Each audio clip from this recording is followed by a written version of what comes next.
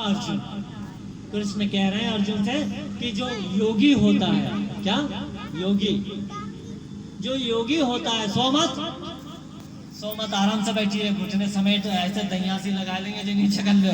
हमारे नन्ना कहते हैं कैसी दहिया ठाड़ी कर लेंगे। ठीक है, तो दहिया नीचे करो, आराम से बैठो ऐसे अकड़ के हमारी तरह सतर। तो कहने का तात्पर्य कहा कि तपस्वियों से भी श्रेष्ठ योगी होता है, कर्म करने वालों से भी श्रेष्ठ योगी होता है, ज्ञानी जो कथावाचक उनसे भी श्रेष्ठ।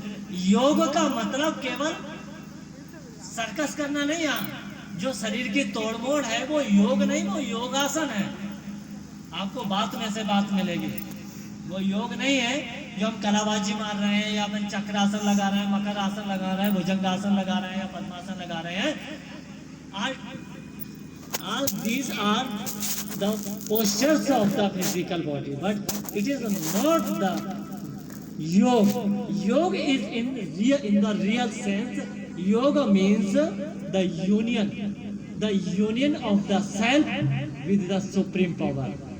आत्मा को परमात्मा से जोड़ देना ही योग होता है।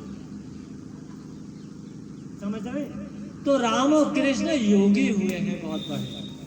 आपने शंकर जी के बारे में रामायण में लिखा है कि शंकर सहज स्वरूप समारा।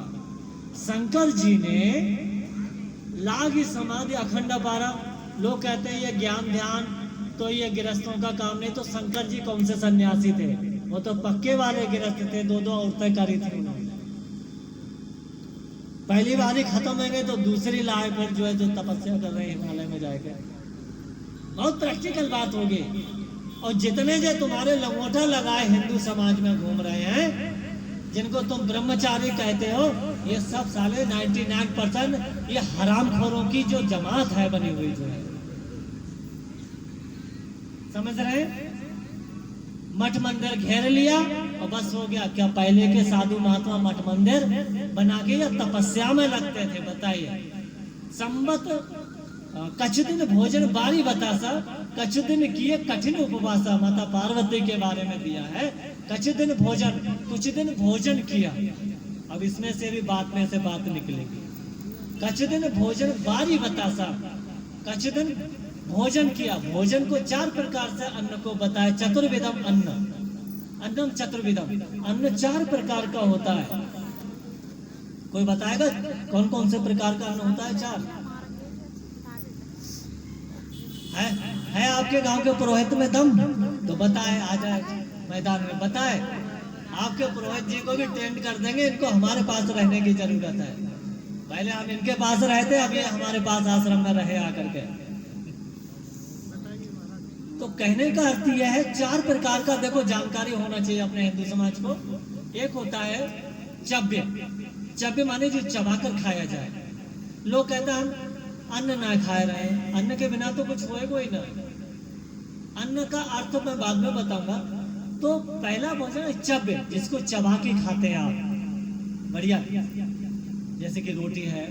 और बताइए, परिभाषा तो कर सकते हो ना, मोबाइल हाथ में ले लीजिए, बोलने का अवसर है तो बोलिए, बीच में जरूर लगे। हाँ बोलिए।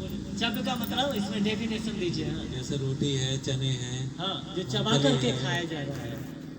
अच्छा, दूसरा है चव्य हो गया। फिर वो चोस से, जिसको चूस के खाया जाता है।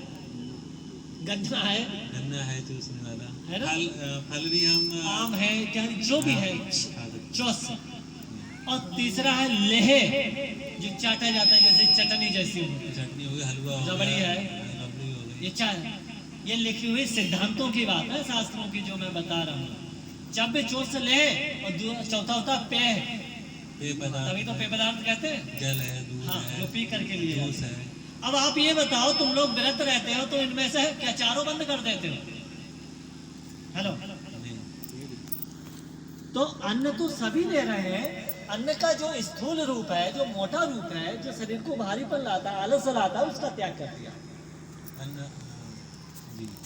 अन्न का वो पार्ट जो है, जो ग्रॉस बॉडी में है, स्थूल है।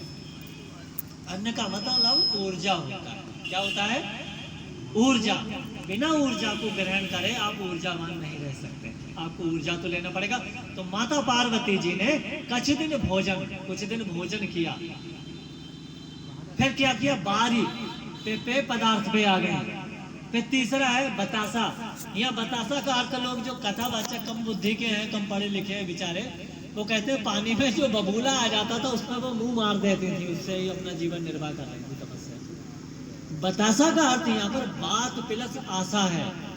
बात माने बाह्य होता है, आशा माने होता है निर्भर रहना, किसी के सहारे रहना, बात आशा।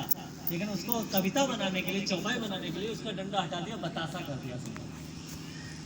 बात माने वायु, तो वायु के ऊपर रहे, कछ दिन किए कठिन उपवासा, 3 सहस्र संवत सोख, बेल पाती नहीं परई सुखाई, 3 सहस्र संवत सोई खाई। फिर माता पार्वती जो जमीन पे बेल पत्र गिर जाते थे उनको फिर वो उठा करके जो सूख जाते थे उनको खाया। तब उन्होंने कठोर तप किया। और एक बहुत बड़ी मजे की बात है, आजकल कुछ लोग कहेंगे कि आज हमारी संतानें हमारे काबू में क्यों नहीं है। हम ऐसी बात बोलेंगे हमारी ननिहाल है, हम तो सभी जगह बोल देते हैं, क्योंकि वो काम की बात है, काम की बात है। सबको हंसी नहीं, ज्ञान की, ये काम की ज्ञान की बात है। ध्यान दीजिएगा, आजकल संतानें, जो लोग कहते हैं कि संतानें हमारे हिसाब से नहीं चल रही हैं, तो उसके पीछे कारण क्या है? संतानें अच्छी पैदा नहीं हो रही हैं, उसके पीछे कारण क्या है? मैं आपसे एक सवाल करूंगा, आप अपने खेतों में जब गेहूं का सीजन होता है तो क्या धान बोते हो क्या? हेलो, क्या आपकी अम्मा आई है क्या? आई है? नहीं आई? अच्छा, लेके आना चाहिए था ना सब फैमिली के साथ में। तो ये बताइए, क्या जो सीजन जो गेहूं का होता है, क्या उसमें क्या धान बोता है किसान आदमी?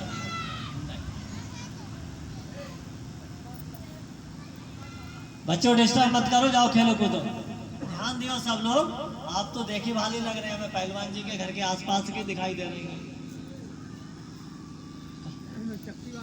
हाँ, तो हमने बस ध्यान है कुछ लोगों के, तो फेस बदले नहीं है ना।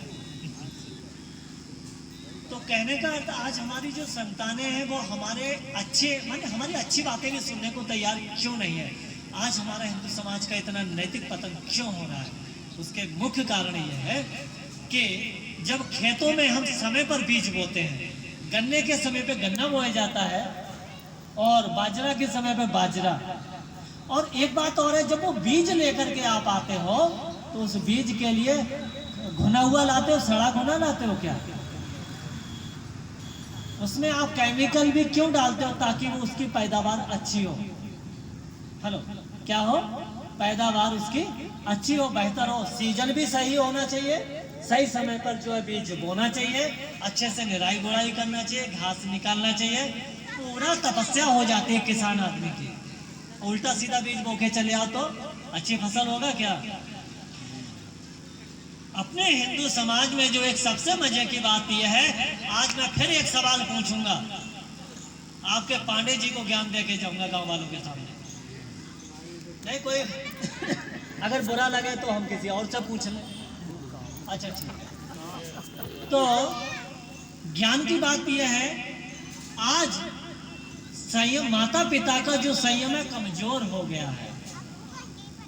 ध्यान देना, ये वैज्ञानिक बात है, ये कोई ऐसा नहीं कि कोई बदतमीजी की बात है, ये शास्त्रों में लिखी हुई बात है। जब गन्ना बोने का समय होता है, गेहूं बोने का ऋतु में प्रकृति समय होता है, तो क्या हमारे संतान पैदा करने का कोई टाइम टेबल होता है कि नहीं? होना चाहिए कि नहीं? किस समय स्त्री पुरुषों का मिलन होना चाहिए, ये लोगों को पता ही नहीं है। आपको इसी पर मैं कहानी सुना दे रहा हूं, अभी आपका ध्यान दूसरी तरफ चला गया, हम सिद्ध कर देंगे अपनी बात के लिए। आप ये बताओ, अरे जो नाती को बहू के हवाले कर दो जो है, क्यों वैसे तुम जो है ये कथा में, मेरा ध्यान भंग हो रहा है ना। आप ही को तो पहले